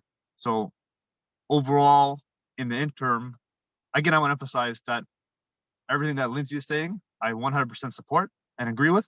At the same time, in the interim, I'm saying that there should be an overhaul in regards to bail where people don't spend ridiculous amount of times incarcerated and are released on conditions and are released on reasonable and are able to get bail instead of going for bail 1 time, 2 times, 3 times, et cetera, et cetera, et cetera. Because I think the whole process itself is preposterous and deeply flawed. Those are my submissions. Thank you. Thank you, Deepan.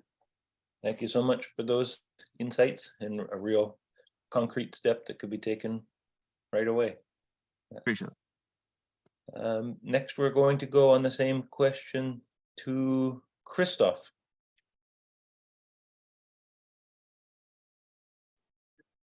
Okay, so I mean, where do I even chime in? I feel like everybody covered every single ground I would want to cover, but there's always more. So I'll delve into some things.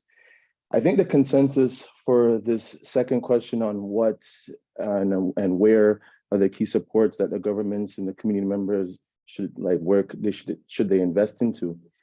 I would say that there's a lot of things, but I think the consensus amongst everybody would be programming and funding. That is definitely, of utmost importance. If you want to be, for me specifically speaking, I can say I think there needs to be more program based around mental health supports. I mean, it's difficult for me even to find a therapist as a free person, and a partially free person, let me put it that way. Because even though I've been granted a full parole, I don't feel free. Once you have this stigma of a life sentence hanging over your head, you never really feel completely free. So I'll put that out there just for those that don't understand and know. But I do think mental health supports is something that is definitely a need in our communities. I can benefit from using a CSC psychologist or therapist, whatever. However, when you utilize the system for their services, they basically are in control of all of that information, and they can utilize that information against you moving forward. So it can affect you when you're going in front of the parole board or so on and so forth. And they tell you this from the beginning. So you don't have the same rights as a regular person seeing a therapist. And I mean, with all the things that I have to take on and handle out here, it's costly to have to hire a therapist, for $100 an hour or whatever, And then not only that, also finding someone that I could identify with, because that's a big thing too. You can find a therapist and you can't identify with them. So I think that there needs to be a lot of funds more delegated to different communities and a more diverse background of people, so that people, those diverse backgrounds, can benefit from having therapists that they could identify with. And that's something I could speak on from my personal experience. Even my university that I go to, I try to go through therapy through there, and I wasn't able to find someone I could identify with. So definitely mental health supports is one. Employment specific initiatives is another one that I think we need to really focus on. Because for me, coming out with someone like me with a criminal record like mine, it's very difficult. There's so much I can go into. I always talk to people about this. Let me pull this up. So this is what I was released with. This is just the ID that I was released with. That's all I had. And I tell people this when I do workshops and seminars and whatever. I always speak about this. I say I was released with no ID. I was released with just that card. And the reason why I was released with just that card is because I wasn't being supported for my day parole when I went for parole in 2021. And because I wasn't being supported, the parole officers and the parole officers manager and everything, they said, well, we don't have to support you in that way in terms of getting your identification, because we are not supporting you for parole. So we don't believe that you're going to get it. Yada, yada, yada. Long story short, I got parole, showed them that, hey, even regardless of you guys not supporting me, I still got parole. Now what am I going to do? I'm being released only with this identification. Imagine having to go to a federal building and presenting this to them, or applying for a job and presenting this to them, or I'll give you a better example. I went to go I was released in the midst of COVID. So trying to go get my QR code and my vaccine passport, because that was another thing. I was coerced into getting my my shots, which is an issue that I know is contentious for everyone. I'm not going to really get into all that, but if I didn't take my shots, I would have been labeled as I'm not conformist and so on and so forth. So I was compelled to take the shots, which, however, I did whatever, but I couldn't even go and get my vaccine passport when I was released because all I had was this. So I had to jump through many hoops to be able to get identification.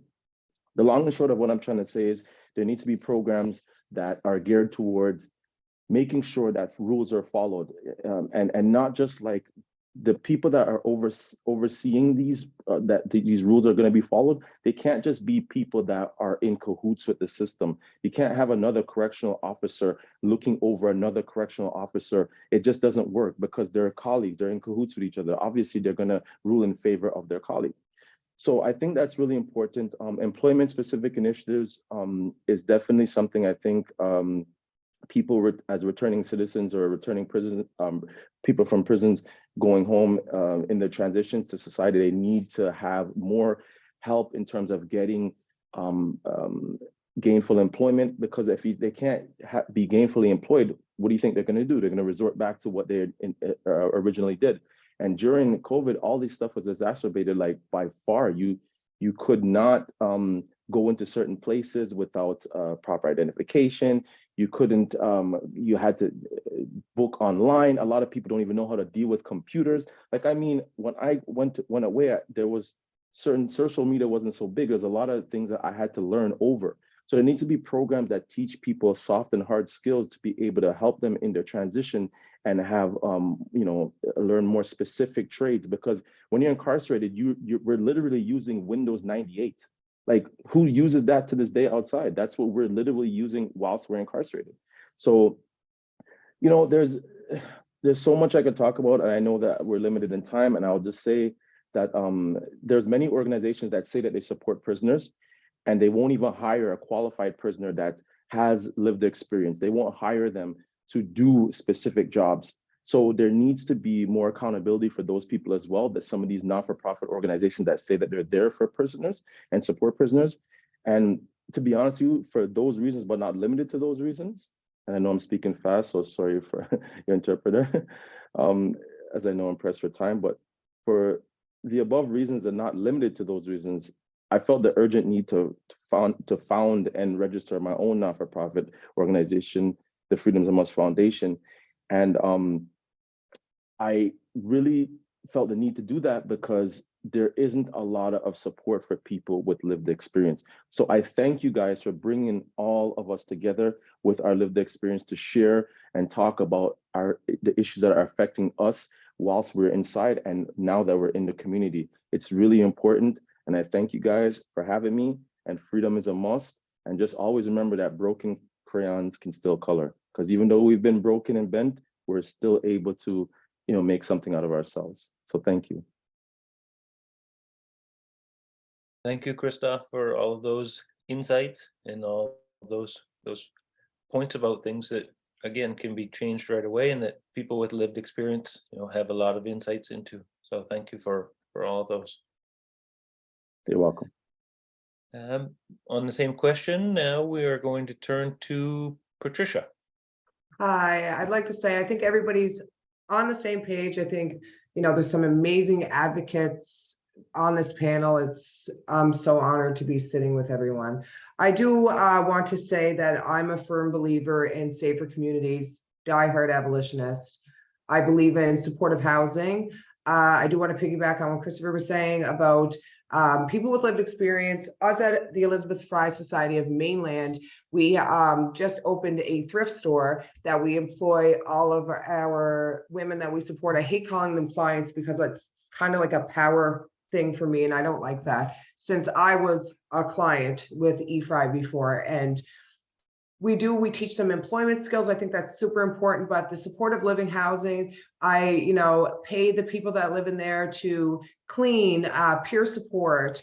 It's super important because you have to remember individuality is huge. Everybody's different. We have to think of harm reduction, and we have to think of everybody's, you know, why are they going through what they're going through? Is it mental illness? Is it addiction? Is it whatever it is, abuse, trauma?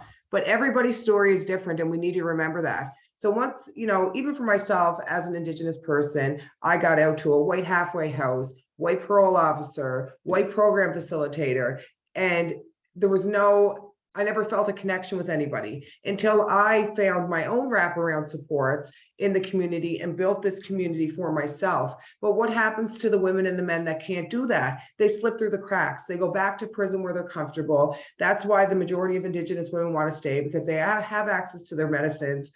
They have access to their sweats. They have access to an elder. When they get out here, they have nothing. CSC owns the people that are on parole, but yet they make them go to their dentist, their psychologist. What if they don't fit and have that connection? Why can't it be about the individual and the person on what they need? Because like I said, everybody's story is different. Everybody's path is different. Thankfully, I work for an organization that prides on employing people who have, you know, lived experience, because who can do it better than someone with lived experience? You're not going to connect with somebody that doesn't know what you're talking about or hasn't walked that similar road as you. So we do pride ourselves on that. We do have, you know, 2 amazing supportive living houses. We have a 10-bedroom and my 6-plex for Indigenous women. Each unit subsidized, not the person, $570 for a 2-bedroom, everything's included, pet friendly.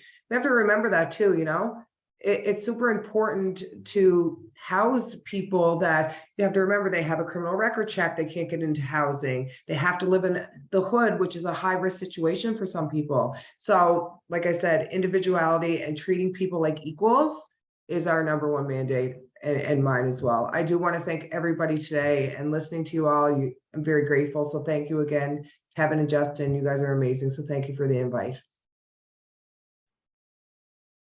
Thank you, Patricia, for all those comments and for the work that you're doing, the work that you do to help people survive.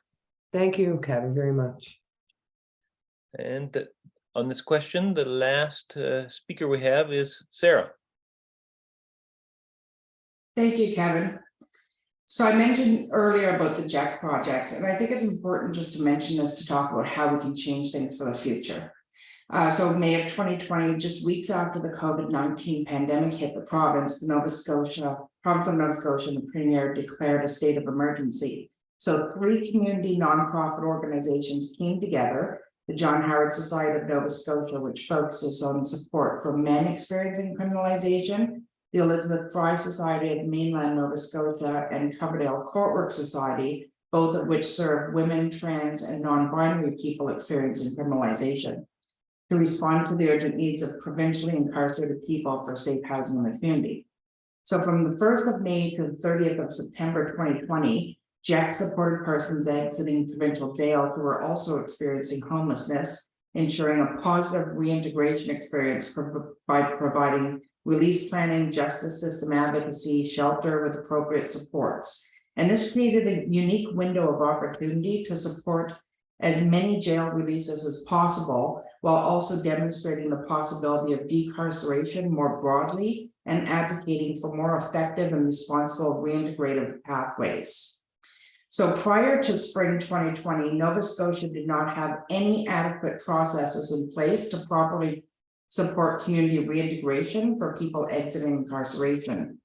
The province had one of the highest rates of remand in the country, and the provincial jail already over-relied on local homelessness shelters for individuals released from incarceration with no housing.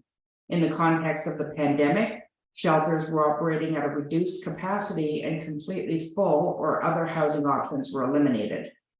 So the extraordinary leadership and collaborative efforts that followed resulted in the greatest remand reduction effort in the history of the province, with a near 50% decrease in the provincial prisoner population during the first wave of COVID-19.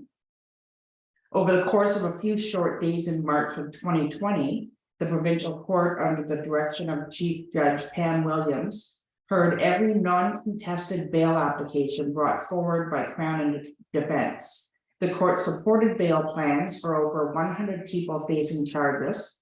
Correction staff, court workers, lawyers, and community agencies worked vigilantly to develop appropriate release plans to assist people with reintegration. In the first weekend of this effort, more than 40 people were released from remand on bail. And there was the applied lens framed by harm reduction, trauma-informed, feminist, and anti-oppressive theories and practices. Each of these theories and practices are interconnected and were an integral part to JEC's model. Now, by June 30th, 2020, the Affordable Housing Association of Nova Scotia's funding was completely depleted. For the remaining 3 months of JEC, the United Way provided funding to continue the work, and with less funding, the scope of the project shifted. So we could not have a staff hotel room at either of the hotels, so staff began working on the Coverdale office. They limited on-site support. Funding source for hotel rooms for individuals shifted from JEC to the Department of Community Services through income assistance. But this caused significant issues, as little notice was received when funding for the hotel rooms were going to change or be cut off. And the workers for JEC would often find out the day of the guest having to check out, and they were left scrambling with the guests to either keep them in the hotel or move them to a homeless shelter or elsewhere. So other problems began to arise. Without notice, the direction changed, lost operational funding, and the Department of Community Services moved to a model where they directly funded clients to reside in hotels without the support of the JEC staff. So community services also required clients to contact shelters as soon as possible every day to transition out of the hotel. If a shelter bed became available, they had to take it and check out of the hotel. And this created distress, as guests would often be forced to leave what had been their home for many weeks. In some cases, the alternative would be sleeping outside or re-incarceration, depending on their court conditions. This also caused problems for clients who were on house arrest, as they needed to have court approval to move locations. And we began to see more and more breaches of court-ordered conditions and re-incarceration. Whereas when the funding was secure in the beginning months, we saw very few breaches or recidivism. The chaotic change created a great deal of uncertainty and shifted staff and clients back into survival mode.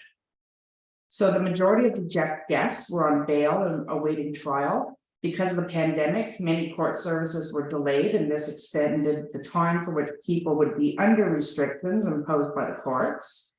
But the JEC project allowed individuals to have a safe space to live while determining their next steps. Some individuals who access services did not come directly from provincial or federal jails, but many have had histories of criminalization or poverty that had created barriers to finding stability. Because of this, the JEC project was able to provide space for those individuals to live at the hotels and access supports to mitigate recidivism and provide resources and tools to move forward in a safe and positive way. And in the fall of 2020, just 5 months following its launch, the funding ran out and the JEC project concluded. The three agencies parted ways and the project staff were deployed back to their positions. Due in large part to the homelessness jail cycle, at the end of JEC, many clients returned to jail. So this is where what we can do as community members and advocates and funders, like Lindsay stated, and I love what Lindsay had to say. In February of 2021, Coverdale Courtwork Society, led by Ashley Avery, sought and received funding from the Affordable Housing Association of Nova Scotia to run a 6-month pilot project called Caitlin's Place. And it's a bail house for women and gender diverse individuals that would provide affordable housing, bail supervision and support, and reintegrative services aimed to reduce rates of remand in the province and break harmful cycles of incarceration and homelessness. In Nova Scotia, it's not uncommon for women to be released from jail to homelessness, a systemic failure that seals the fate of some of our most marginalized and vulnerable community members. So Caitlin's Place stepped up to begin to address this critical need and become part of the fabric of essential services located in the Halifax region. As the pilot funding ran out, Coverdale was very fortunate. I was able to step in as part of the North Pine Foundation and commit to funding the project, which allowed it to continue and permitted the expansion from 4 bedrooms to 18 bedrooms.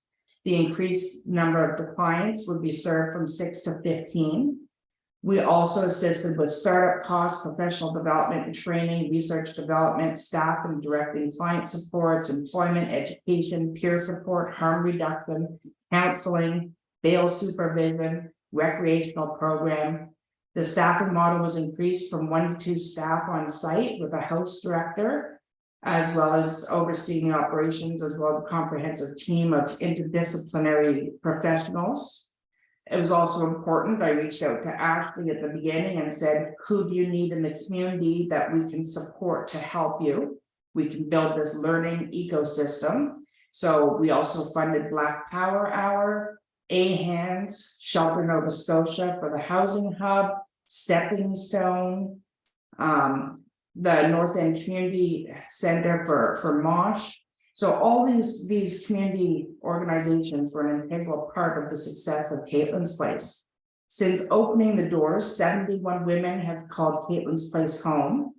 According to the data collected through HIFIS, between September 1st, 2021 and June 17th, 2022, just 3 females were released from a correctional facility to a homeless shelter. However, between January 1st, 2020 and September 10th, 2020, 75 females were released from a correctional facility to a homeless shelter. So it's evident that Caitlin's Place is successfully interrupting the homelessness jail cycle by offering supportive housing targeted to the needs of this population. By funding this, we were able to prove this model of success, and Ashley reached out to the Department of Community Services, who now permanently provides permanent core operational funding for this. So we always talk about how criminalization is, so underinvested, and no, it's not. It's one of the most overinvested areas. It's just invested in the wrong areas. We're investing it into CSC, into punitive areas. What we need to do is reallocate those funds and put them into community-based organizations, those grassroots organizations that are doing this work. And that's a big part of what my job is at North Point, is I'm trying to shift that. I'm trying to change the way philanthropy works, the way government works, the way any traditional funding works. And so now Caitlin's Place, Ashley, we just invested again to develop a new program, a new house, Honor House, which will support people who are ready for recovery as opposed to harm reduction practices. So it's a safe place. And that again will be supported by Department of Community Services. So we need to change the way people fund. We need to change the way government puts its money into the wrong areas. And we need to show, we need to change the way everything's done. So it's a lot of work, but we'll get there. Thank you, Sarah. Thank you for that example, a really concrete example of the work that you're doing and the dedication and devotion that you have to this work. So if there is anyone in the audience with questions for any panelists, maybe you could email them to myself or email them to Justin Pichet. We'll pop our emails into the box here, and just want to thank everyone in the audience for attending.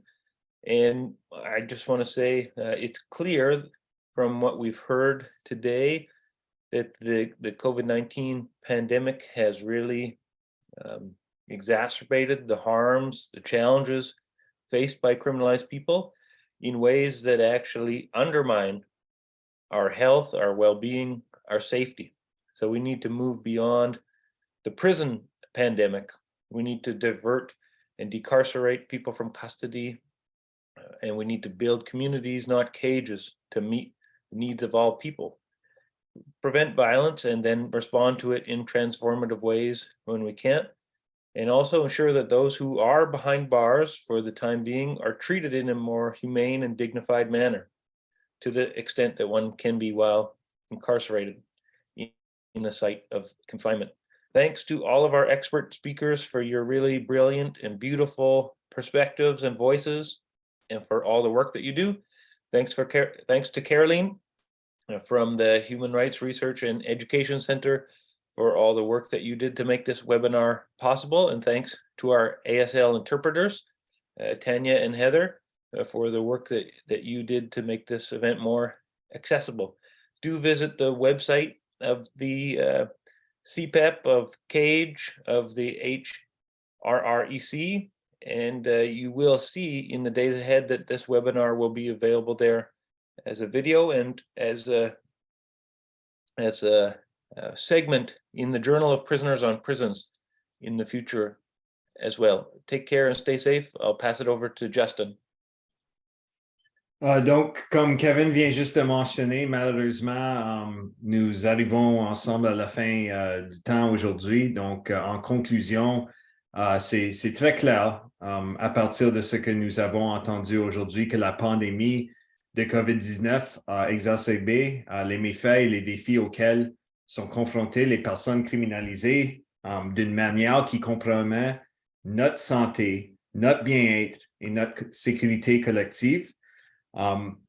Nous croyons que nous devons aller au-delà de la pandémie carcérale. Nous devons détourner et décarcérer les personnes criminalisées dans la mesure du possible, tout en construisant des communautés et non des cages pour répondre aux besoins de tous, pour prévenir la violence et y répondre de manière transformatrice lorsque nous ne le pouvons pas.